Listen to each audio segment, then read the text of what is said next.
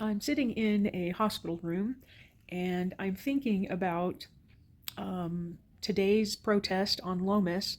Hundreds of people protesting about Trump and fascism and all of the terrible things that are the war in Iran we should have never started. Doesn't have permission to do, and just all the cruelty that is happening. And there were people at RTT today, Resist Tyranny Tuesday, in Albuquerque, who sat down, and they were sitting in chairs, and we have this ordinance that we're asking, begging the mayor, please veto this bill. It's not ready. We don't have the support services in place for enforcement, because if you're going to arrest all of these people off the street who are sitting, who have nowhere else to go, and you put them over at the jail, there is one doctor. He is there one day a week. There is not enough medical care for the mental health folks who need mental health, or the medicine, seizures, heart stuff, right? You're putting all these people from the streets who really need to be in transitional housing, in rehab. If you would open up Gateway East, that could take another, 600 to 500 people. It's sized for 770, but because of how Gateway East was presented to the neighbors, it was a total fail. So of course they don't want the walk-up services, because, and it's not because I think they're against unhoused folks, it's just the way that you kind of lay these programs out into communities. I mean, you have a great idea, but the details, like, you don't do them, and so things have problems because they're not all the way thought through. So here we have an ordinance, enhanced safety zone, which the title of it is truly, truly misleading, and I think intentional, because there's nothing safe about arresting folks who have nowhere else to go, and they sit down because you have them walking all day because, right, nobody wants them in front of their business. There's no housing for them to go to, right? And so you're criminalizing poverty. And I'm just thinking about, and I'll put this picture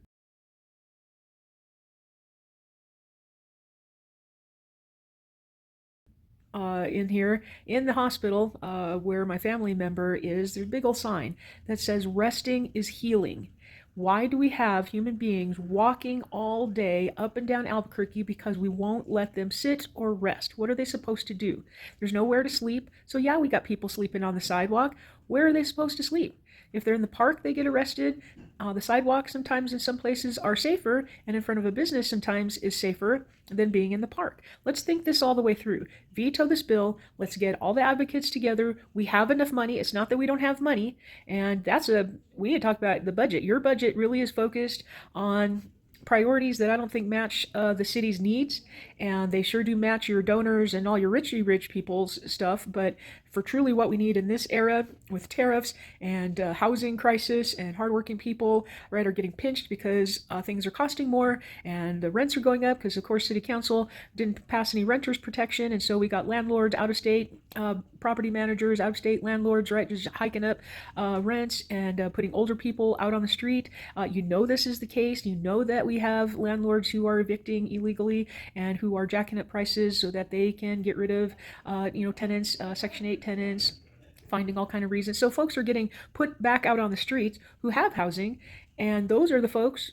Where are they supposed to sleep? They're in their car. They get cited and arrested. Right? We heard yesterday someone was pulling, right, their cart of stuff, and had sat on the sidewalk to rest, and they got arrested for the stuff they were carrying. It was illegal storage in public property, some kind of bullshit citation, right? This is Keller. Keller, this is your Albuquerque. Zero compassion, zero thinking through the consequences of these kinds of ordinances. I get that we need, we don't want the people who are selling drugs or doing illegal things on our streets and anywhere, not just downtown, but in our whole city. So what will it take to get those people into the places where they can get help and where they can start their lives again and keep going, right? Because you're arresting people who are on lists to get housing, and then they miss their appointments because they're in jail, and the judges, of course, are throwing this stuff out because it's not constitutional.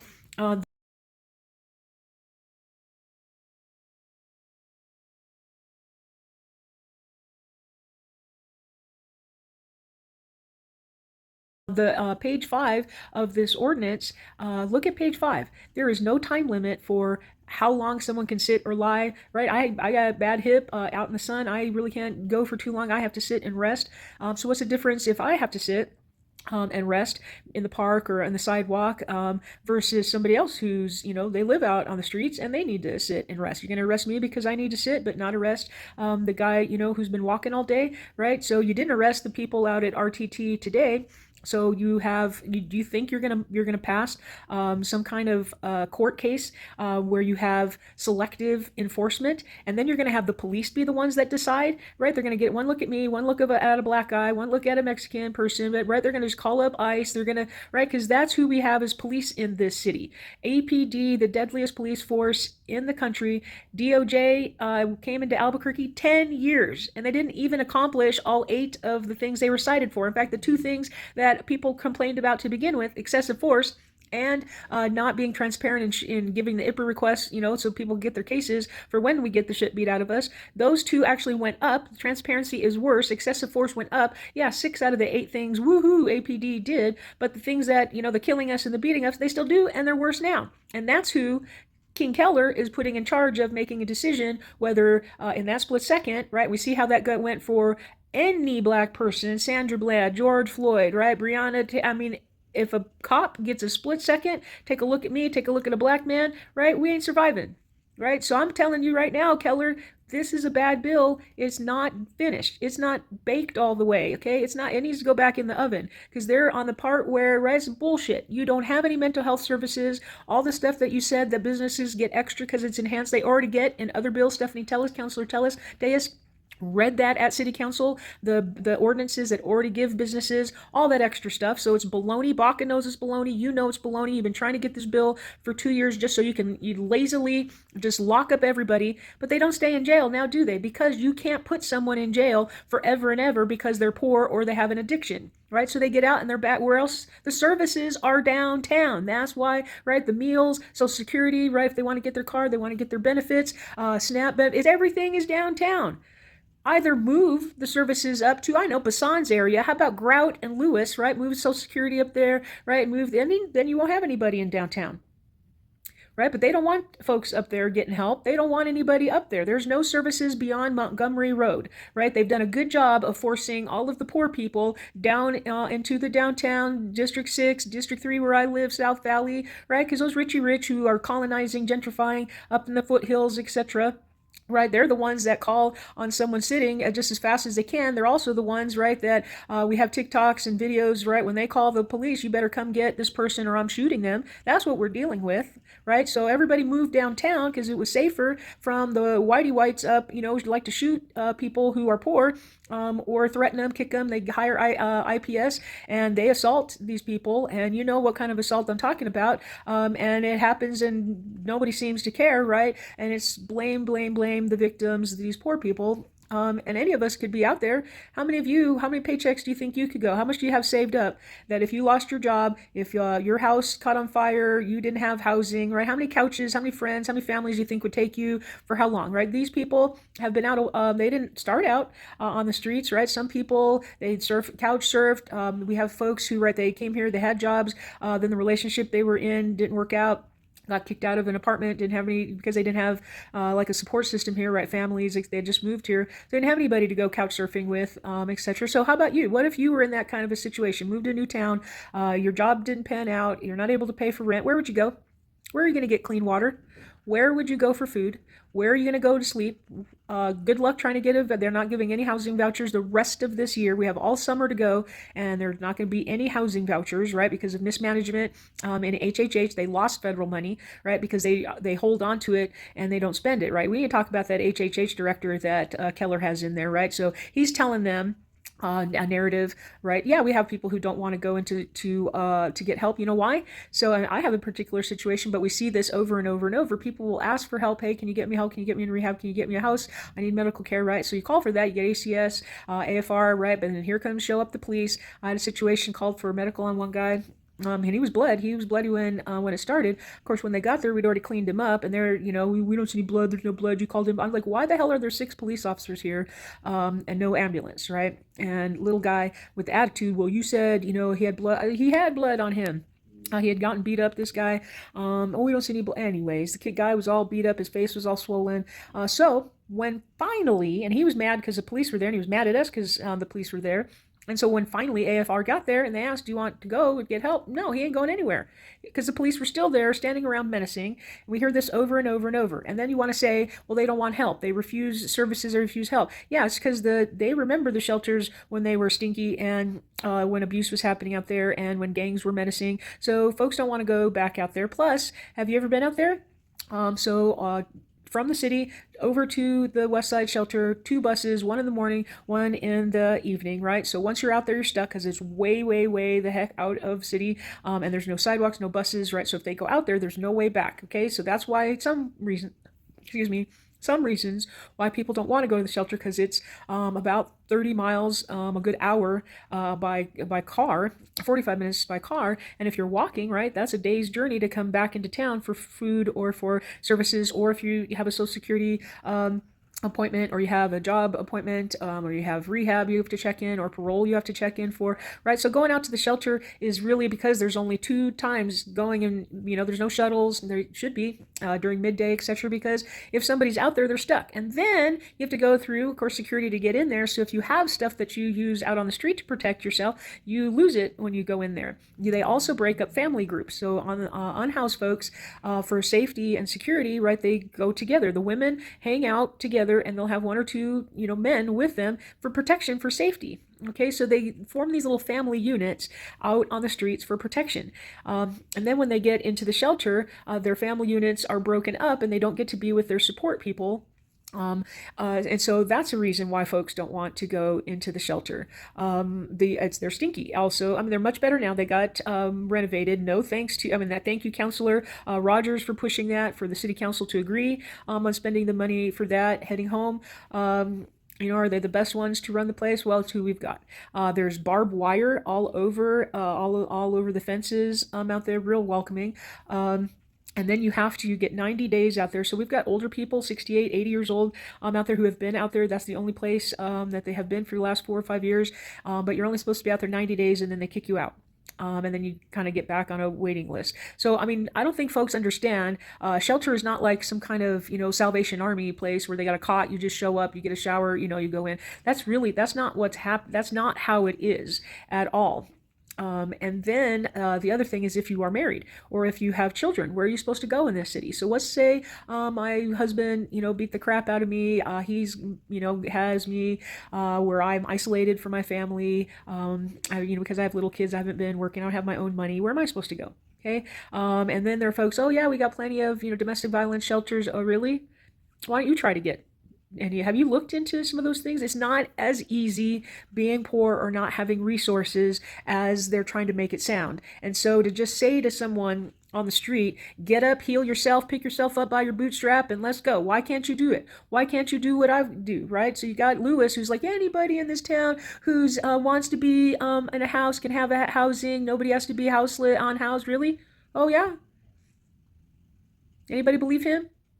No, because it is not that easy. Let's say I've lost my job, okay? And I'm needing to get a new one. How long does it take, do you think, to get a new job? A couple days? All right, so I lose a paycheck, so then I'd start, and let's say I get paid in 2 weeks, right? If I have to get housing, or if I have a housing, I may not have enough for rent, etc. So I'll get behind 30 days and I'll be behind in my rent. So my first paycheck, instead of going for food or, medicine, etc., right, I'm either having to pay back rent, or I'm out on the house and I'm saving up, I'm on the streets and I'm saving up for a down payment, first month's rent, and all the fees, right? Some places, last summer was testing it out, $250 for a rental application at one place. And then come to find out that particular place had already rented, the landlord had rented to someone else, but myself and 2 other people, they took application from us as well, even though they'd already rented. So that person got $750 extra for a place that they were renting, they'd already rented. So when I confronted the landlord on this, they said, well, we weren't sure, we do this because just in case it doesn't work out, then we have, somebody who we've already processed and go through. So it was an out-of-state property management. This is happening in our city. I said that story at City Council when they were discussing renters protection, did not vote renters protection. They do not care that there are exploitative landlords. We have a state attorney who won't enforce state law for protections for renters. So where is a person supposed to get help for rent, for homes, etc.? I mean, it's just, do you guys not understand? There are no services, there are no help, the systems are failed, and then here we have a mayor who wants to put people in jail who are victims of all of these failed systems. That's not leadership, right? That's laziness. That is, and Baca, that's you too. Oh yeah, people are getting stabbed and knifed. Yeah, and your solution is to put one-legged Willie, who we sent over to Vietnam and screwed up the rest of his life, put him in jail instead of getting him housing.